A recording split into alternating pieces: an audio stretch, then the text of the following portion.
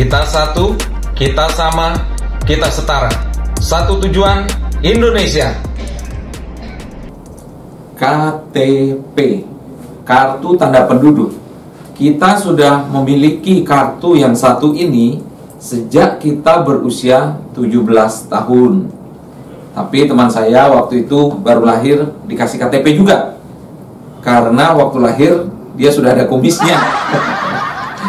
Oke, kalau baru lahir sih yang diurus adalah akta kelahiran ya. Nah, sekarang perkembangan terakhir menurut Profesor Judan Arif Fahrullah, Dirjen Kependudukan dan Pencatatan Sipil Kementerian Dalam Negeri, kita saat ini di Indonesia sedang diuji cobakan KTP digital. Sudah ada di 58 kabupaten kota yang diuji cobakan. Nah, daerah teman-teman udah belum? Atau udah pada coba belum membuat KTP digital ini? Karena KTP digital ini akan membuat segalanya menjadi lebih mudah dalam hal pelayanan publik dan lain sebagainya. Nah, hari ini saya ingin berbagi tentang bagaimana cara membuat KTP digital.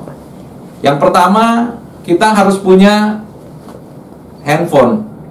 Ya, kita harus punya handphone, smartphone. Kemudian harus ada jaringan internet dan kita bisa mengoperasikan handphone ini ya. Kalau nggak bisa mengoperasikan ya sama juga bohong. Nah, pertama yang harus dilakukan adalah mengunduh atau mendownload aplikasi identitas digital yang ada di Play Store, karena saat ini baru bisa digunakan oleh pengguna Android. Jadi nama aplikasinya itu adalah PPID ya. PPID, silahkan di-download, dicari di Play Store, silahkan ketik PPID, nanti akan muncul. Download aplikasinya, jangan lupa kuota ya. Kuota harus punya, kalau kuotanya 0 ya nggak bisa download. Atau cari wifi tetangga.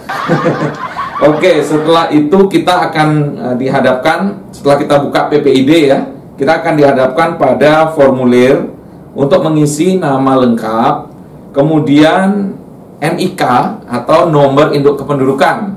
Itu ada di KTP kita di bagian atas nomornya. Setelah itu nomor handphone, provinsi, kota atau kabupaten, dan kemudian alamat lengkapnya, nama lengkap Anda. Nah, pada kolom di bawah alamat lengkap itu ada 2 kali diminta password. Ya, kata password, buatlah password yang aman, tapi jangan lupa passwordnya gitu ya. Intinya dia harus aman, tidak diketahui oleh siapapun, karena ini menyangkut identitas kita, menyangkut keamanan data pribadi kita. Jadi ketika kita punya KTP digital nanti, orang lain tidak mudah untuk mengaksesnya gitu ya. Karena di dalam ini data kita banyak sekali, data KTP kita dan sebagainya, dan nanti mungkin akan berkembang kartu vaksin juga, NPWP juga, mungkin suatu saat nomor kendaraan dan sebagainya, kepemilikan kendaraan. Nah, setelah Anda mengisi password dan kemudian memastikan passwordnya sama, setelah itu akan mengisi suatu kode unik yang ada di situ. Nah, baru setelahnya kita akan diminta untuk melakukan verifikasi wajah. Jadi kita, atau istilah bahasa Inggrisnya face recognition. Jadi wajah kita harus sesuai. Jadi nggak bisa seseorang mendaftarkan diri dengan KTP orang lain. Jadi harus identik. Nah, setelah face recognition-nya atau pengenalan wajah ini berhasil, maka kita akan diminta verifikasi email. Jadi emailnya juga harus terverifikasi, harus email yang aktif. Setelah selesai verifikasi email, maka kita akan coba login atau masuk kembali ke aplikasi PPID dan kemudian memasukkan password yang tadi sudah kita buat. Nah, jadi sudah KTP digital Anda yang dapat digunakan berbagai keperluan nantinya.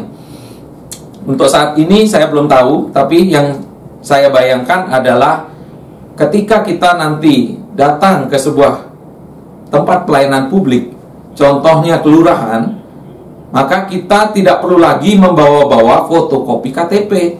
Kenapa? Cukup kita tunjukkan KTP digital kita, yang nanti juga ada semacam barcode-nya gitu ya. Ada, bukan barcode ya, QR, ada QR-nya, QR code-nya.